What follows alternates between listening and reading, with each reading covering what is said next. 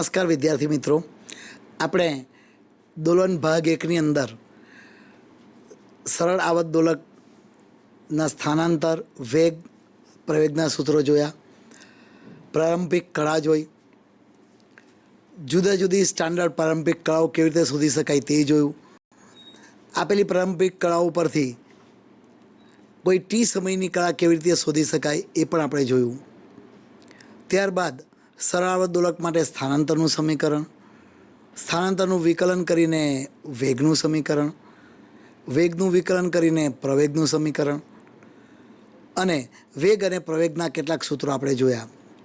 હવે આ વેગના સૂત્ર પરથી કેટલીક મહત્ત્વની બાબતો આપણે જોવાની છે. સરળ આવત દોલકનો વેગ v ઇઝ ઇક્વલ ટુ, આપણે કહ્યું કે v is equal to plus or minus omega square root of a square minus y square.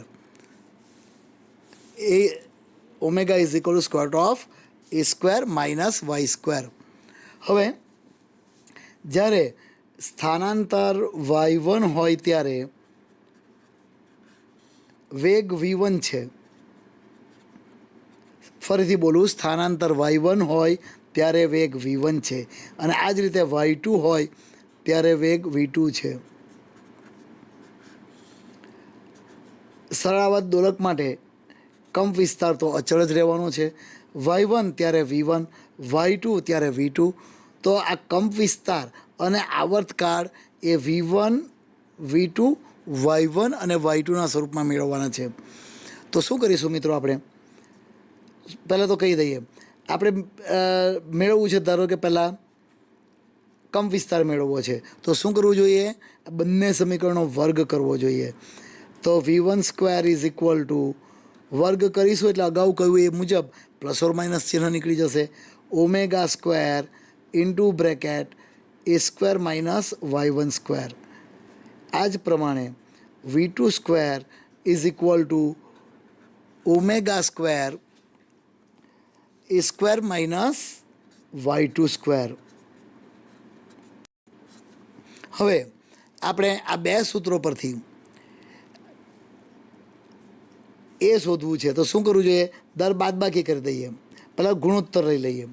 જો ગુણોત્તર લઈ લઈએ તો શું મળશે આપણને? ગુણોત્તર લઈ લઈએ એટલે v1 square by v2 square is equal to, ગુણોત્તર લઈએ એટલે ઓમેગા સ્ક્વેર જતું રહ્યું તો રહી જશે એ સ્ક્વેર માઇનસ y1 સ્ક્વેર ના છેદમાં એ સ્ક્વેર માઇનસ y2 સ્ક્વેર. હવે ત્રાસો ગુણાકાર કરીને આપણે સાદુરૂપ આપી શકીએ. ત્રાસો ગુણાકાર કરી લઈએ તો v1 square into bracket A square minus y2 square, v2 square into bracket A square minus y1 square. આનું તમે સાદુરૂપ આપી દો તો v1 square A square minus v1 square y2 square, v2 square A square minus v2 square y1 square. A square common લઈ લઈએ, v2 ને આ બાજુ લઈ આવીએ તો e2 square is equal to v1 square minus v2 square અને આ બાજુ રહી જશે v1 square y2 square plus v2 square y1 square. અને નીચે લઈ આવીએ તો આપણે આવી જાય A square is equal to v1 square y2 square, v2 square y1 square ના છેદમાં v1 square minus v2 square. તો આના પરથી કંપ વિસ્તાર શોધી શકાય. આનું એક સરસ મજાનું પાછું સૂત્ર તમે લખ્યું જ હશે, છતાં ફાઇનલ એક સૂત્ર લખી રાખીએ અને યાદ રાખીએ કે કંપ વિસ્તાર એ ઇઝ ઇક્વલ ટુ, અંશમાં આવશે v1 y2 minus v2 y1 અને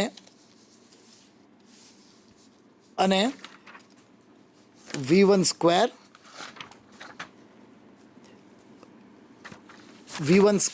માઇનસ v2 સ્ક્વેર એટલે લઈ લઈએ તો કંપ વિસ્તારનું સૂત્ર ફરીથી લખીએ.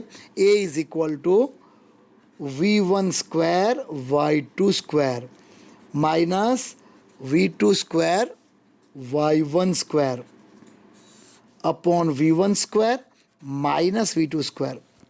હવે મિત્રો આના દાખલા ઘણા બધા નીટની એક્ઝામમાં પૂછાય છે.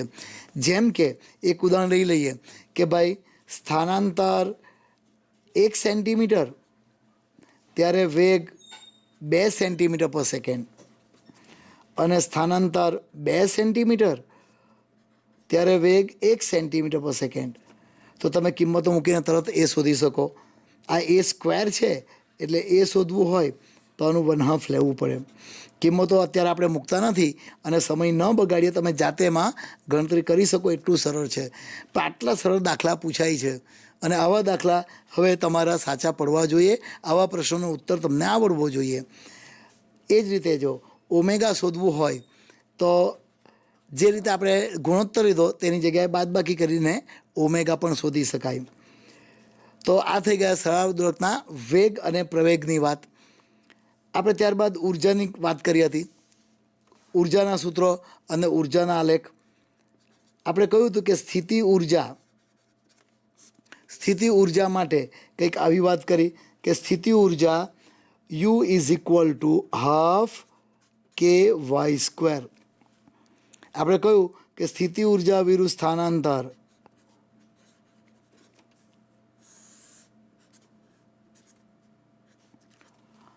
આ ધન છેડો, આ ઋણ છેડો. જેમ યુ વધે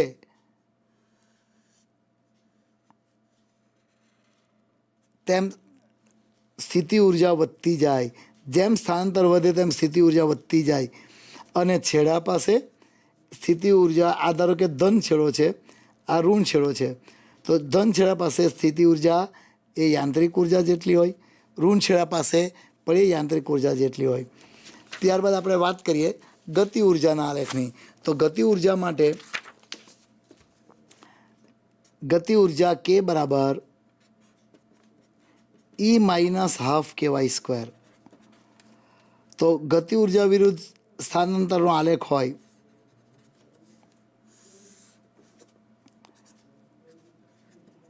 તો Y0. હવે નિયત બિંદુ પાસે Y0 મૂકી દો તો ગતિ ઉર્જા E જેટલી મળી ગઈ. હવે સ્થાનાંતર વધે તેમ ગતિ ઉર્જા ઘટશે. આ ઋણ ચિહ્ન પણ દર્શાવે કે એનો આલેખ પર્વલય આકારનો હોય. તો ગતિ ઉર્જાનો આલેખ થઈ ગયો. અને આ બંનેને કમ્બાઈન કરી દઈએ તે સ્થિતિ ઉર્જા અને ગતિ ઉર્જાના આલેખ થઈ જાય. બંનેને કમ્બાઈન તમે કરી દેશો તો આ ઉર્જાના આલેખ પરથી પણ ઘણા બધા પ્રશ્નો આવે છે. આ સ્થિતિ ઉર્જા અને આ ગતિ ઉર્જા. મિત્રો આ બે કયા સ્થાન કે જ્યારે ગતિ ઉર્જા અને સ્થિતિ ઉર્જા સમાન હોય, આ પણ એક સ્ટાન્ડર્ડ વસ્તુ છે. એ પણ આપણે યાદ રાખી દઈએ કે જ્યારે ગતિ ઉર્જા અને સ્થિતિ ઉર્જા સમાન થાય ત્યારે સ્થાનાંતર કેટલું હોય. તો આપણને ખબર છે કે E બરાબર K પ્લસ U. બંને સરખા છે એટલે એવું કહી શકાય કે કેની જગ્યાએ પણ યુ. આમ E બરાબર 2U. આપણે કિંમતો મૂકી દઈએ તો E એટલે હાફ KA², U એટલે હાફ KY². તો બંને બાજુથી હાફ કે જતા રહેશે અને A²/2 is equal two Y². આના પરથી તમને મળી જશે કે Y is equal two A/√2. આમ જ્યારે આપણે કહ્યું કે ગતિ ઉર્જા અને સ્થિતિ ઉર્જા સમાન હોય ત્યારે Y કેટલું હોય? ધન બાજુ A/√2 અને ઋણ બાજુ માઇનસ A/√2. અને બંને સરખા હોય ત્યારે ઉર્જા કેટલી હશે? કુલ ઉર્જા E કરતાં અડધી થશે. આમ આ પણ એક સ્ટાન્ડર્ડ પ્રશ્ન છે જે તમે યાદ રાખજો કે ઉર્જા વિરુદ્ધ સ્થાનાંતરના આલેખમાં સ્થિતિ ઉર્જા અને ગતિ ઉર્જાના છેદન બિંદુના યામો લખો. યામમાં હંમેશા પહેલાં એક્સ યામ લખાય તો યામો આવો આવશે A/√2 અને E/2. So this is the most important thing regarding ઉર્જા. સરળ આવર્ત દોલકની જ્યારે વાત કરીએ ત્યારે સ્થિતિ ઉર્જા, ગતિ ઉર્જા તો આપણે જોઈ લીધી. હવે આપણે એવું કહી દીધું કે નિશ્ચિત સુરેખ પથ પર સામાન્ય રીતે લોલકની ગતિ એ વક્ર પથ પર હોય છે, પણ જ્યારે ખાસ અગત્યનું નાના દોલનો હોય તો નાના દોલનો માટે સાદા લોલકની ગતિને આપણે સરળ આવર્ત ગતિ કહી શકાય. કોઈ દ્રઢ આધાર પરથી દળદાર વસ્તુને લટકાવીએ અને એક જ સમતલમાં થતા દોલનો માટે આ દોલન જો સૂક્ષ્મ હોય તો તેની ગતિ સરળ આવર્ત ગતિ કહી શકાય. અને સાદા લોલક માટે લોલકની લંબાઈ દ્રઢ આધારથી નિયત બિંદુ દ્રઢ આધારથી પદાર્થના દ્રવ્યમાન કેન્દ્ર સુધીના અંતરને લોલકની લંબાઈ કહેવાય. તો લોલકનો આવર્તકાળ ટી બરાબર 2π√L/g.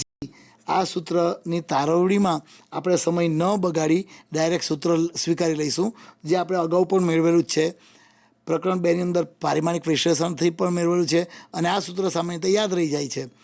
તો હવે આ સૂત્ર યાદ છે જ એમ માનીને આવર્તકાળ T = 2π√L/g. આના પરથી પૂછાતા પ્રશ્ન જોઈ લઈએ. તો આપેલ ગ્રહ માટે કોઈ એક જ ગ્રહની વાત કરી દઈએ તો આપેલા ગ્રહ માટે ગુરુત્વ પ્રવેગ ફિક્સ હોય, જી અચળ હોય. આપેલા ગ્રહ માટે જી અચળ હોય. જી અચળ હોય તેને કારણે ટી ચલે છે વર્ગમૂળ L. આના પરથી શું મળશે? બે સૂત્રો મળે. T2/T1 = વર્ગમૂળ L2/L1. આના પરથી દાખલા પૂછાય છે. જેમ કે એવું કે ભાઈ એક લોલકની લંબાઈ કંઈક હોય છે ત્યારે આવર્તકાળ ટી છે. હવે લોલકની લંબાઈ બમણી એટલે અગાઉ જે કઈ હતી L એના કરતાં બમણી કરી એટલે 2L, તો નવો આવર્તકાળ કેટલો? તો આ સૂત્રનો ઉપયોગ કરીને તમે સરળતાથી એ દાખલો પણ ગણી શકો. આ થઈ ગઈ કોઈ એક ગ્રહ માટે. હવે આપણે જોઈ લઈએ એક જ સાદું લોલકને બીજા ગ્રહ પર લઈ જઈએ તો શું થાય. આપણે જોયું કે T બરાબર 2π√L/g. T = 2π√L/g. હવે સાદું લોલક એકનું એક છે અને ગ્રહ બદલાય છે એટલે કોણ અચળ થઈ જાય?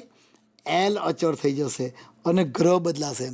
ગ્રહ બદલાય તો આના પરથી આવા સૂત્ર આવશે.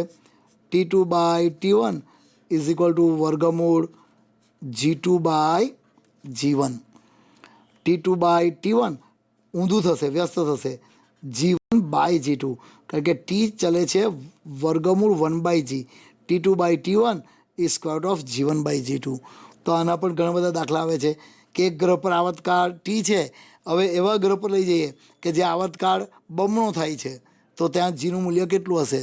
તો જીવન ધારો કે પૃથ્વી લઈ લઈએ તો 9.8 લઈને તમે G2 શોધી શકો. આવા દાખલા પણ ઘણીવાર આવે છે. આની અંદર એક બીજી વાત આવે છે, એ છે સેકન્ડ લોલક. સેકન્ડ લોલક કોને કહેવાય?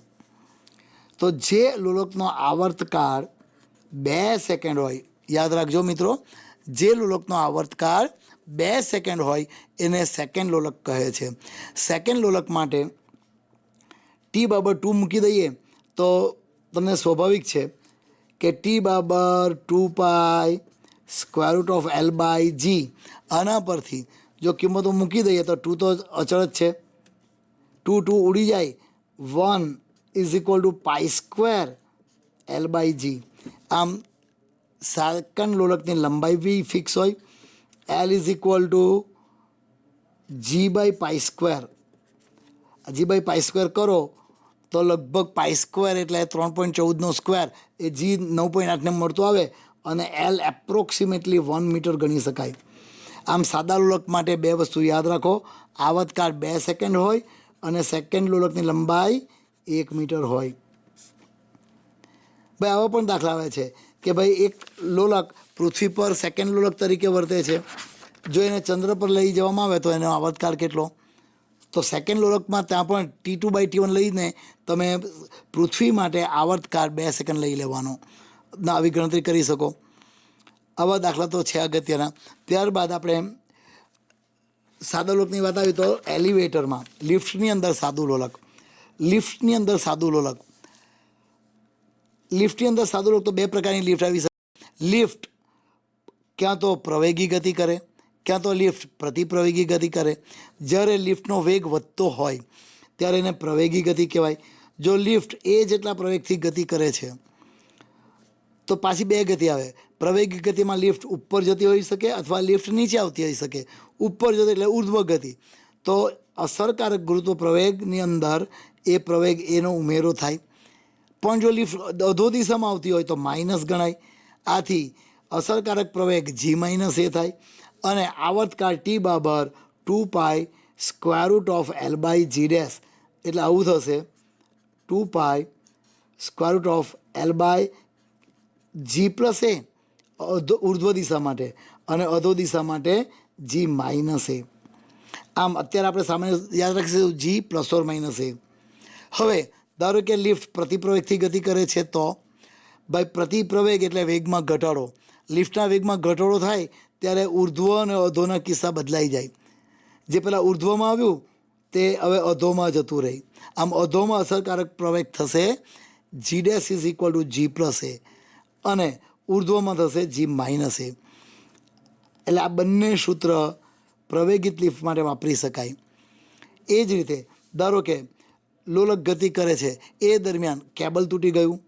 જો કેબલ તૂટી ગયું તો એ બરાબર G બંને સરખો થાય, કારણ કે મુક્ત પતન કરે. મુક્ત પતન કરતા માટે પ્રવેગનું મૂલ્ય G જેટલું હોય. આમ અસરકારક પ્રવેગ G' બરાબર G - G. આમ પ્રવેગ 0 થઈ ગયો, છેદ 0, આવર્તકાળ અનંત. આમ જ્યારે કેબલ તૂટી જાય તેવી લિફ્ટની અંદર સાદું લોલક દોલનો કરશે નહીં. આ પણ ઓબ્જેક્ટિવ એકવાર પૂછાયો હતો. સાદા લોલકની વાત થઈ. એ જ રીતે વાત આવશે ટ્રેનના કોચમાં. ભાઈ ટ્રેનની કોચની અંદર સાદું લોલક, ધારો કે ટ્રેનના કોચમાં સાદું લોલક એ જેટલા પ્રવેગથી ગતિ કરે છે તો અસરકારક પ્રવેગ G' બરાબર વર્ગમૂળ G² + A². ફરીથી નોંધો વિદ્યાર્થી મિત્રો, સ્ક્વેર છે. આમ પ્રવેગ હોય કે પ્રતિપ્રવેગ હોય, પ્રવેગ હોય કે પ્રતિપ્રવેગ હોય, આ ધન જ થવાનું છે. એ ધન જ થશે એટલે અસરકારક પ્રવેગમાં કોઈ ફેરફાર ન થાય. આમ ટ્રેનના કોચની અંદર લોલક પ્રવેગી ગતિ કરે કે પ્રતિપ્રવેગી ગતિ કરે એનો આવર્તકાળ T બરાબર 2π√L/G', જ્યાં G' કિંમતો મૂકી દઈએ એટલે 2π√L/G² + A². તો આ સૂત્ર બરાબર મનમાં યાદ રાખો. આના પરથી પણ ખૂબ સરળ દાખલા પૂછાય તેવી શક્યતા છે. આ થઈ ગઈ સાદા લોલકની વાત. હવે મિત્રો આપણે જાણીએ છીએ કે વ્યવહારની અંદર કોઈ પણ દોલક, સાદા લોલકની જ વાત કરીએ કે બીજું કોઈ પણ દોલક, એ સરળ આવત ગતિ જો કર્યા કરે તો અનંત સમય સુધી એના દોલનો ચાલુ જ રાખે. શું આ સત્ય છે? શું આ શક્ય બી છે? તમે સાદા લોલકનો પ્રયોગ કર્યો હશે. એક સાદા લોલકને લટકાવી દઈએ અને એને ધારો કે દોલનો આપીએ તો શું એ અનંત સમય સુધી દોલનો કર્યા જ કરે? એના દોલનો ધીમે ધીમે મંદ પડી જશે, બંધ પડી જશે. આપણે એને રોકતા નથી તો પણ તમે જાણો છો એનું કારણ હવાનું અવરોધક બળ. જ્યારે લોલક હવા જેવા માધ્યમમાં ગતિ કરે છે ત્યારે તેના પર ગતિ અવરોધક બળ લાગે છે.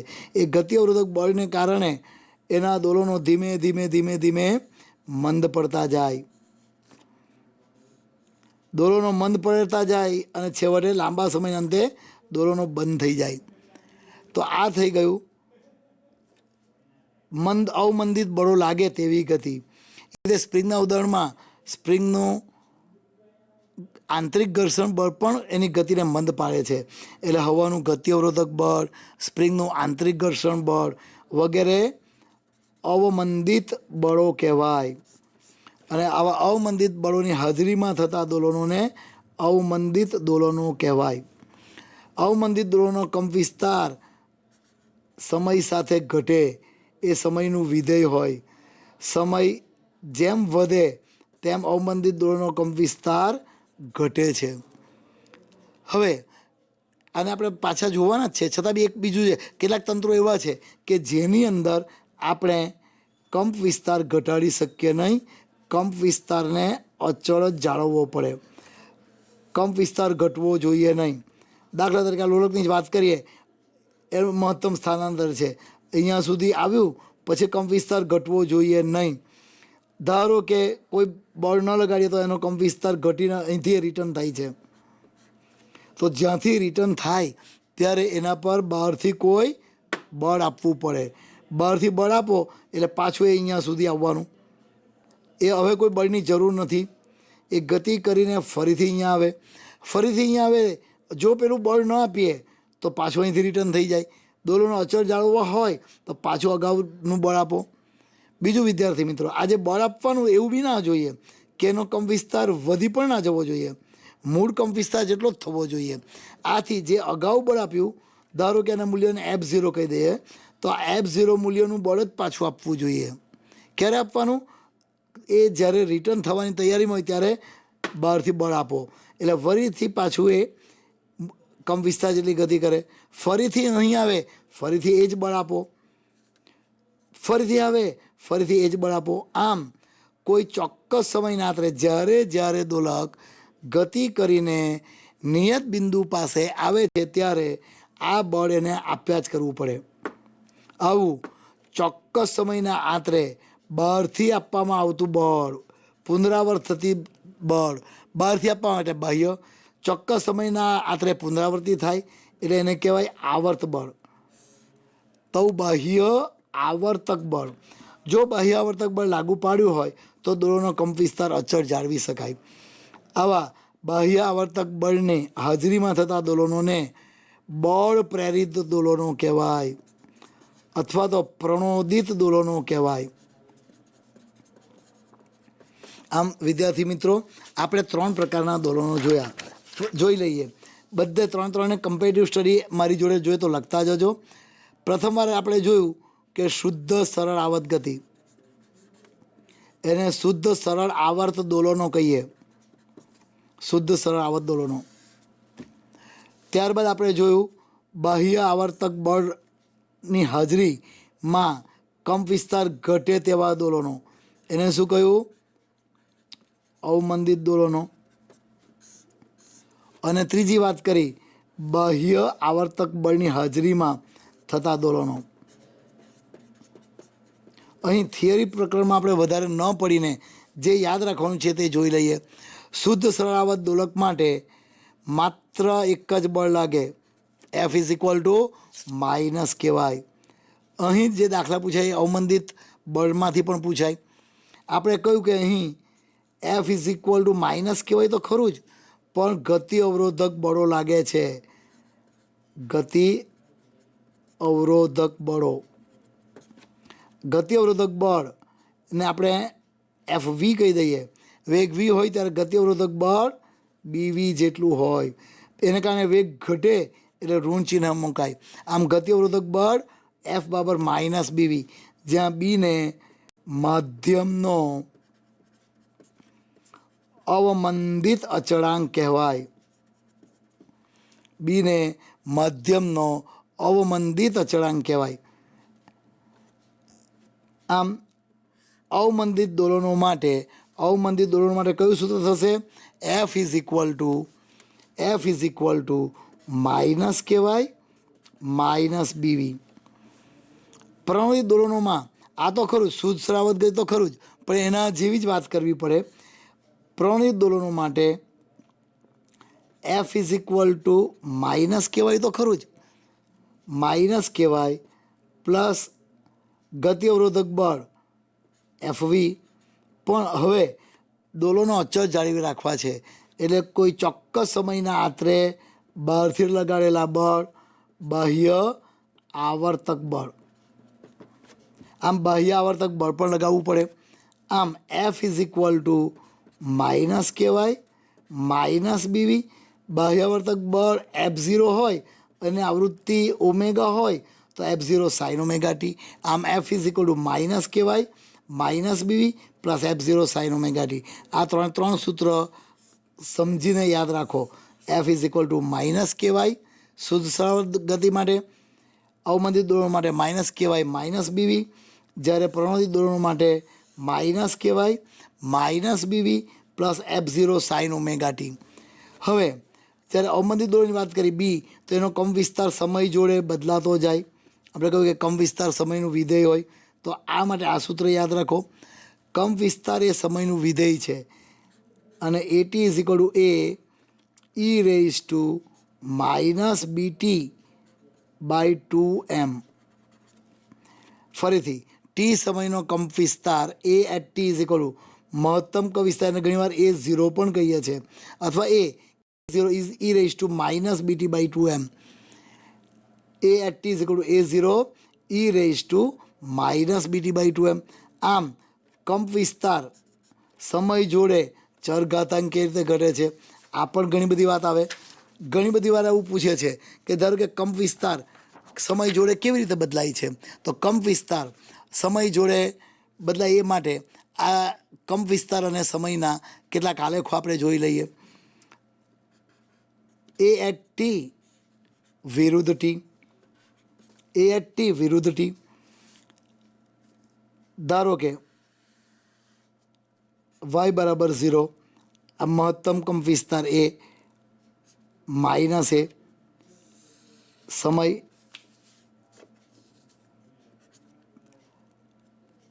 પહેલાં આવો ચરઘાતાંકીય આલેખ દોરી દો, બંને બાજુથી સિમેટ્રી.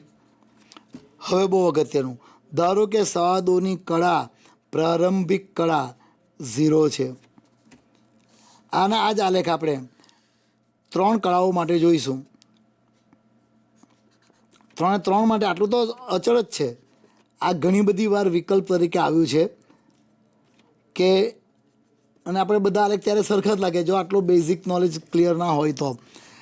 ત્રીજું છે પ્રારંભિક કળા પાઈ બાય 2 ધન છેડા પાસેથી, અને છેલ્લું છે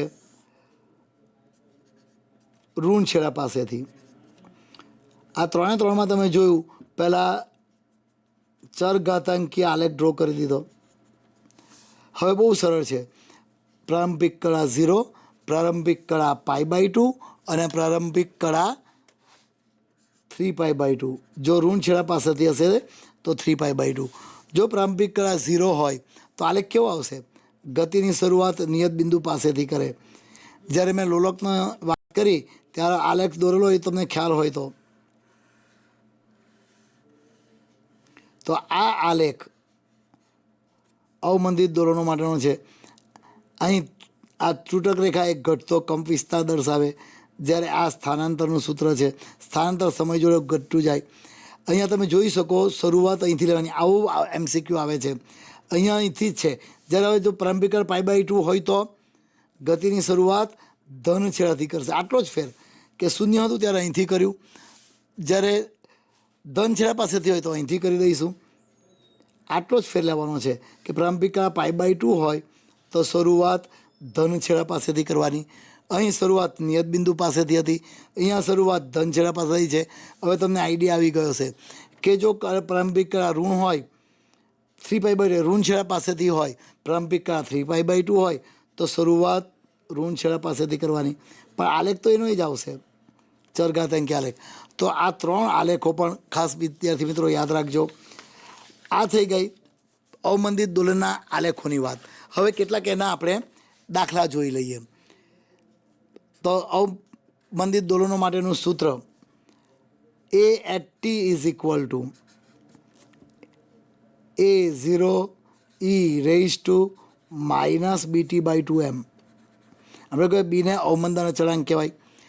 તો આવું થાય છે. આ એક સ્ટાન્ડર્ડ કેટલાક દાખલા આવા છે કે કયા સમયે અવમંદિત દોલનો કંપ વિસ્તાર તેના મેક્ઝિમમ મહત્તમ કંપ વિસ્તાર કરતાં સ્મોલ ઈમાં ભાગ જેટલો થાય. ફરીથી કયા સમયે કંપ વિસ્તાર મહત્તમ કંપ વિસ્તારના ઈમાં ભાગ જેટલો થાય. આવો દાખલો વારંવાર પૂછાય છે. તો શું થશે? અહીંયા ખાલી કિંમતો જ મૂકી દેવાની.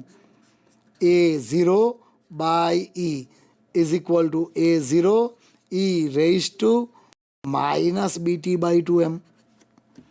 બંને બાજુથી A0 ઉડી જશે તો શું રહી જાય? E raise to -1 is equal to E raise to -BT by 2m. ઘાતાંક સરખાવી લઈએ તો -1 બરાબર -BT બાય 2m. આના પરથી સાદુરૂપ આપીને T બરાબર 2m/b આવું એક સૂત્ર તારવી શકો અને આ સ્ટાન્ડર્ડ યાદ રાખો. ફરીથી જોઈ લઈએ. કયા સમયે કંપ વિસ્તાર તેના મહત્તમ કંપ વિસ્તારના ઈમા ભાગ જેટલો થાય? મિત્રો, ગણતરી અહીં તમારી સામે ટીવી સ્ક્રીન પર જોઈ શકો છો. T બરાબર 2m/b. This the most important one. હવે ઘણીવાર એવું બને કે m અને બીના મૂલ્યો આપેલા હોય. દાખલા તરીકે m બરાબર 500 ગ્રામ, 600 ગ્રામ, કોઈ પણ કિંમત આપી દેલી હોય. મધ્યમનો અવમંદન અચળાંક b આપેલો હોય તો મધ્યમના અવમંદન અચળાંક બીની કિંમતો મૂકો એટલે સમય મળી જાય. જ્યારે મધ્યમના અવમંદન અચળાંકની વાત કરી તો એ બી કહી દઈએ કે મધ્યમના અવમંદન અચળાંક બી માટે ઘણીવાર બીના એકમ અને પારિમાણિક સૂત્ર પણ પૂછે છે. તો યાદ રાખો, f બરાબર BV તો b બરાબર f/v. અહીંયા જ્યારે આપણે એના અચળાંકની વાત કરીએ છીએ, જ્યારે એના એકમની વાત કરીએ છીએ, ત્યારે આપણે ઋણ ચિહ્ન અવગણી કાઢીએ છીએ. ઋણ ચિહ્ન અવગણી કાઢીએ તો ચાલે. તો બીની વાત કરીએ તો બળ. પહેલાં પારિમાણિક સૂત્ર જોઈ લઈએ. પારિમાણિક સૂત્ર, બીનું પારિમાણિક સૂત્ર બરાબર એફનું પારિમાણિક સૂત્ર. બળ બરાબર દ્રવ્યમાન ગુણ્યા પ્રવેગ. બળ બરાબર દ્રવ્યમાન ગુણ્યા પ્રવેગ. જો તમે અગાઉ હોવ તો મેં તમને યાદ રખાવ્યું હતું, ફાધર ઇઝ ઇક્વલ ટુ માં.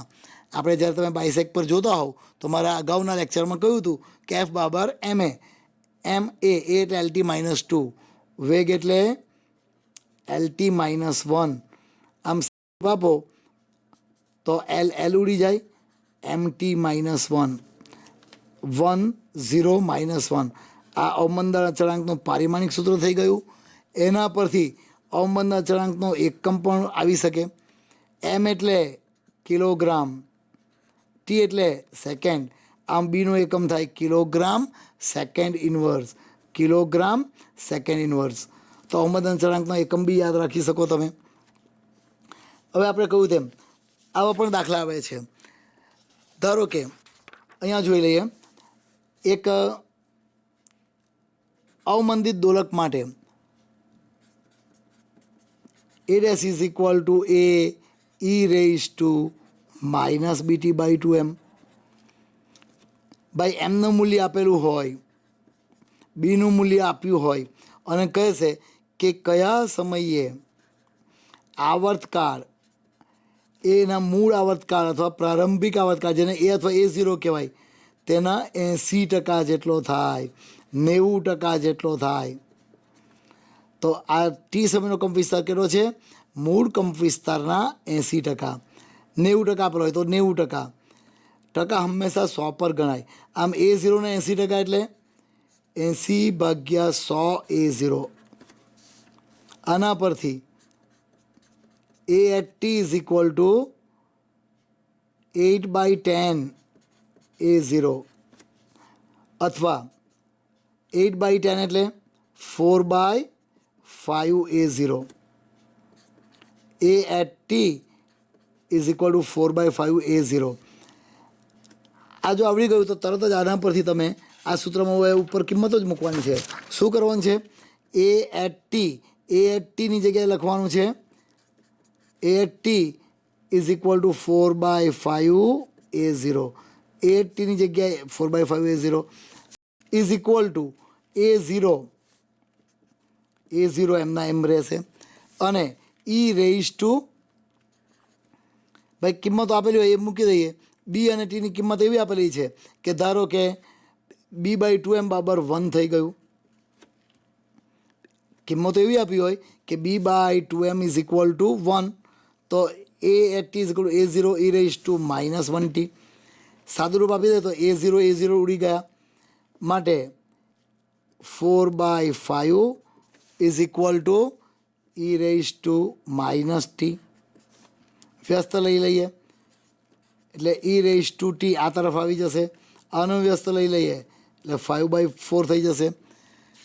ત્યારબાદ 5/4 થયું એટલે આને આમ લઈ લઈએ તો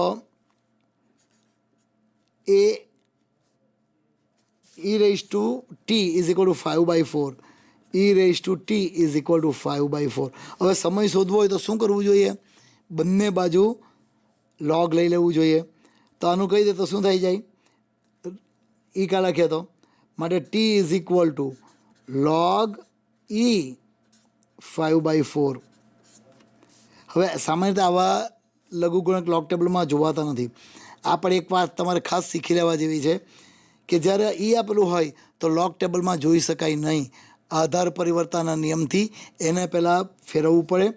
આધાર ઈમાંથી આધાર 10માં ફેરવવું પડે. તો લોગ 10માં ફેરવવા માટે તમે જાણો છો શું કરવું પડે? આગળ 2.303 વડે ગુણવું પડે. તો આ પણ એક સૂત્ર તમે આવ્યું જ હશે, છતાં લખી રાખો કે લોગ કોઈ પણ એક્સ હોય, આધારી હોય, એમાંથી આધાર 10માં ફેરવવું હોય તો આ એક સૂત્ર યાદ રાખો. log x to the base e is equal two 2.303 log x એટલે આધાર 10 થઈ ગયું. આમ 2.303 વડે ગુણી કાઢો, લોગ ટેબલમાં કિંમતો મૂકી દો, જોઈ લો 5/4 લોગમાં કિંમત મૂકીને ગણતરી કરી નાખો. આ રીતે સમય મળી જાય. આ રીતે 80%ની જગ્યાએ 90% પણ આવી શકે કે ભાઈ અન્ય કોઈ પણ પ્રકારના ટકા આવી શકે. હવે જ્યારે આપણે પ્રણોદિત દોલનોની વાત કરી તો પ્રણોદિત દોલનોનો કંપ વિસ્તાર સમય જોડે બદલાતો નથી. પ્રણોદિત દોલનોનો કંપ વિસ્તાર સમય જોડે બદલાતો નથી. પ્રણોદિત દોલન માટે એ અચળ હોય છે. એટલે એકવાર આવી સ્પર્ધાત્મક પરીક્ષાની અંદર આવો પ્રશ્ન હતો, પ્રણોદિત દોલન માટે કંપ વિસ્તાર વિરુદ્ધ સમયનો આલેખ. જે આપણે અવમંદિતમાં જોયું કે ચર ઘાતાંક કઈ રીતે ઘટતો હતો, પણ પ્રણોદિત દોલન માટે કંપ વિસ્તાર સમય જોડે બદલાવવાનો નથી. આ પ્લસ એ આ માઇનસ એ તો પ્રણોદિત દોલન માટે સ્થાનાંતર પણ અચળ રહે. તો પ્રણોદિત દોલન માટેનો આલેખ આવો આવી શકે, જરા પણ વધશે નહીં કે ઘટશે નહીં. પ્રણોદિત દોલનનો કંપ વિસ્તાર સમય જોડે અચળ જળવાઈ રહે. પ્રણોદિત દોલનનો કંપ વિસ્તાર શાના પર આધાર રાખે? તો આપણે કહ્યું કે બહારથી જે આપણે આવૃત્તિ લગાડી, બાહ્ય આવર્તક બળની આવૃત્તિ અને પ્રાકૃતિક આવૃત્તિ ના વર્ગ, ના તફાવત, ના વ્યસ્ત પ્રમાણમાં. ફરીથી શું યાદ રાખશો? પ્રણોદિત દોલનનો કંપ વિસ્તાર એ પ્રાકૃતિક આવૃત્તિના વર્ગ, બાહ્યાવર્તક બળની આવૃત્તિના વર્ગ, ના તફાવત, ના વ્યસ્ત પ્રમાણ પર આધાર રાખે. હવે ખૂબ જ અગત્યની ઘટના થાય. જો આ બંને આવૃત્તિ સમાન થાય તો જ્યારે બાહ્યાવર્તક બળની આવૃત્તિ દોલકની પ્રાકૃતિક આવૃત્તિ જેટલી થાય તો આ તફાવત શૂન્ય છે. જો આ તફાવત શૂન્ય થાય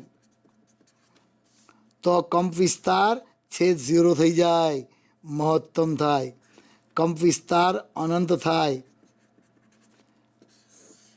આ ઘટનાને કહેવાય અનુનાદ. જ્યારે બાહ્યાવર્તક બળની આવૃત્તિ પ્રાકૃતિક આવૃત્તિ જેટલી થાય ત્યારે દોલનનો કંપ વિસ્તાર મહત્તમ થાય છે. આ ઘટનાને અનુનાદ કહેવાય. તો અનુનાદ વખતના પણ કેટલાક પ્રશ્નો આવી શકે. વિદ્યાર્થી મિત્રો, નીટની અંદર ઘણીવાર એવું પણ આવે છે કે થિયોરિટિકલની જગ્યાએ, ગણતરીની જગ્યાએ કોઈ થિયોરિટિકલ પ્રશ્ન પણ આવે. તો અનુનાદ વખતે, રેઝોનન્સ વખતે બાહ્ય આવર્તક બળની આવૃત્તિ અને પ્રાકૃતિક આવૃત્તિ બંને આવૃત્તિઓ સમાન થશે. આમ તો ω0 ઇઝ ઇક્વલ ટુ ω, પણ એના પછી તરત જ તમને આવી જાય કે ω is 2πf0, ω is 2πf. So F0 is equal to F. આમ અનુનાદ વખતે બંને આવૃત્તિ સમાન થાય અને કંપ વિસ્તાર મહત્તમ થાય. આ મહત્તમ કંપ વિસ્તાર કેટલો એવું પણ ઘણીવાર પૂછે છે. તો સૂત્રમાં કિંમત મૂકી દઈએ તો A is equal two B/2m. આ સૂત્ર પણ તમે યાદ રાખી શકો કે જ્યારે અનુનાદ વખતે બાહ્યાવર્તક બળની આવૃત્તિ પ્રાકૃતિક આવૃત્તિ જેટલી થાય ત્યારે કંપ વિસ્તાર મહત્તમ બને છે. આ જ કારણસર ઘણીવાર એવું બી આવે છે કે ભાઈ સૈનિકો જ્યારે પુલ પરથી પસાર થાય છે ત્યારે તેમને દોલનો કેમ બંધ કરી દેવામાં આવે છે, સૈનિકોની પરેડ કેમ બંધ કરી દેવામાં આવે છે? તો એ માટે પણ આ જ કારણભૂત છે કે જ્યારે સૈનિકો કાચા પુલ પરથી પસાર થાય છે ત્યારે સૈનિકોની રેગ્યુલર પરેડ એ પુલને બાહ્ય આવર્તક બળ પૂરું પાડે છે. જો આ બાહ્ય પરેડની આવૃત્તિ, પરેડ એટલે લેફ્ટ રાઈટ, દરેકનો લેફ્ટ તો દરેકનો લેફ્ટ, રાઈટ તો દરેકનો રાઈટ, આ બાહ્યાવર્તક બળ. જો આ બાહ્યાવર્તક બળની આવૃત્તિ પુલની પ્રાકૃતિક આવૃત્તિ જેટલી થાય તો દોલનોનો કંપ વિસ્તાર મહત્તમ થાય અને આ મહત્તમ કંપ વિસ્તારના કારણે પુલ તૂટી પડવાનો પણ ભય રહે છે. ત્યારબાદ અનુનાદના કેટલાક બીજા કિસ્સાઓ જોઈ લઈએ તો ભાઈ જ્યારે વાવાઝોડું થાય છે અથવા તો સાયક્લોન આવે છે ત્યારે કેટલાક મકાનો પડી જાય છે, ઝાડ પડી જાય છે. આ પાછળ પણ કયું છે? અનુનાદની ઘટના જરૂરી છે, અનુનાદની ઘટના કારણભૂત છે. શું થાય છે જ્યારે વાવાઝોડું આવે છે ત્યારે વાવાઝોડું અથવા તો સાયક્લોન એ પુલને, ઝાડને કે બિલ્ડિંગને બાહ્ય આવર્તક બળ પૂરું પાડે છે. જો આ બાહ્ય આવર્તક બળની આવૃત્તિ એ મકાનની કે ઝાડની પ્રાકૃતિક આવૃત્તિ જેટલી થાય તો દોલનોનો કંપ વિસ્તાર મહત્તમ થાય છે. દોલનનો કંપ વિસ્તાર મહત્તમ થાય છે અને ઝાડ મહત્તમ દોલનો કરે છે, અનુનાદ થાય છે. આમ અનુનાદને કારણે ઝાડ મહત્તમ દોલનો કરે અને એ ઝાડ પડી જઈ શકે છે. તો અનુનાદની ઘટનાના આ બીજા ઉપયોગ થઈ ગયા. હવે આપણે આ ચેપ્ટરની અંતિમ વાત કરીએ. આપણે પ્રારંભમાં પ્રારંભિક કળાની વાત કરી દીધી, વેગના સૂત્રો જોઈ ગયા. ત્યારબાદ આપણે વેગનું વિકલન કરીને પ્રવેગના સૂત્રો મેળવ્યા. પ્રવેગના સૂત્રો પરથી કેટલાક દાખલા જોયા, કળાની વાત કરી, કેટલીક પ્રારંભિક કળાઓ કેવી રીતે ગણી શકાય એ પણ જોયું. ત્યારબાદ આપણે દોલનો જોયા. જ્યારે માત્ર F=KY હોય એવા બળને આપણે કહ્યું પ્રાકૃતિક બળ અને આવા દોલોને કયા શુદ્ધ સરળાવત દોલનો. તો આવા શુદ્ધ સરળાવત દોલનો માટે શું હોય વિકલ સમીકરણ એ ઝડપથી જોઈ લઈએ. આપણે કહ્યું કે શુદ્ધ સરળાવત ગતિ માટે F=−KY. એમ કહે છે કે એનું વિકલ સમીકરણ તો F=MA, MA=−KY. પ્રવેગની વાત કરીએ તો પ્રવેગ એટલે સ્થાનાંતરનું દ્વિતીય વિકલન, d²y/dt² આના પરથી તમે મેળવી શકો d²y/dt² -KM×y. અહીં સરળાવત ગતિના સ્ટાન્ડર્ડ સૂત્ર સાથે જો સરખાવી દઈએ તો d²y/dt² =ω02y. તરત જ તમે સરખાવતા મળી જશે ω02 K/m. ω02 K/m માટે ω0 √K/m અથવા mω2 K. આ ત્રણ સૂત્ર યાદ રાખજો. ફરીથી કહી દઈએ, ω0 is K/m, ω0 is √K/m, mω02 K. આના પરથી સરળાવત દોલકને લગતા કેટલાક દાખલા આવી શકે છે. આ માટેના સૂત્રો પહેલાં જોઈ લઈએ. T=2π√m/K. T=2π√m/K અને ω02 K/m. આ બે સૂત્રોનો સમન્વય કરીને તમને દાખલા પૂછી શકાય. એટલે આ બંને સૂત્રો તમારે ધ્યાનથી બરાબર યાદ રાખવાના. આપણે પ્રવૃત્તિ દોલન માટે કહ્યું, અવમંદિત દોલન માટે જોઈ લઈએ. જે રીતે કહ્યું કે ભાઈ શુદ્ધ સરાવત ગતિ માટે F is equal to minus કહેવાય. તો અવમંદિત દોલનો માટે શું કહ્યું?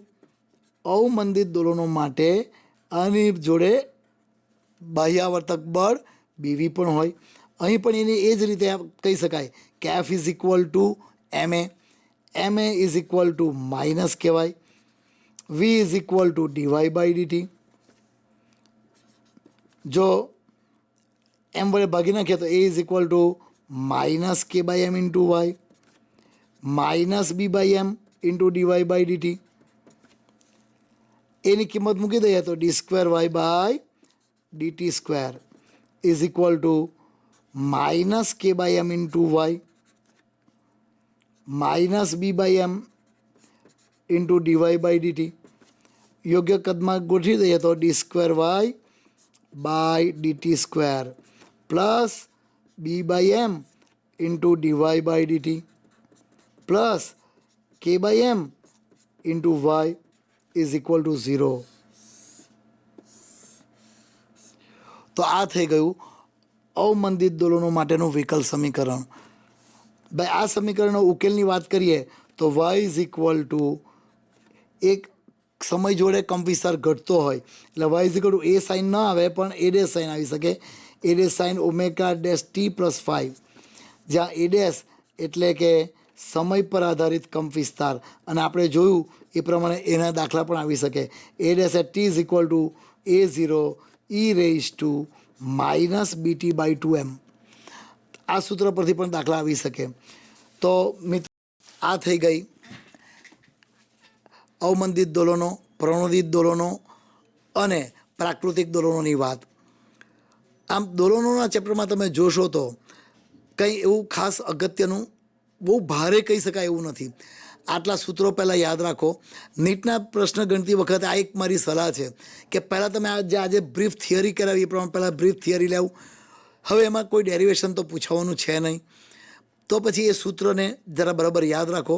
અને એ સૂત્રો પરથી જે તમારી પાસે જે કોઈ સંદર્ભ પુસ્તક હોય અથવા તો અગાઉ મેં ભાગ 1માં કહ્યું એ પ્રમાણે કે આપણે પાઠ્યપુસ્તક મંડળ બહાર પાડેલું પુસ્તક પણ બહુ જ ફાઇન છે, એમાંથી બધા દાખલા કરો, મહાવરા કરો, તો નીટ તમે 100% ક્રેક કરી શકશો એવો મને વિશ્વાસ છે. અસ્તુ.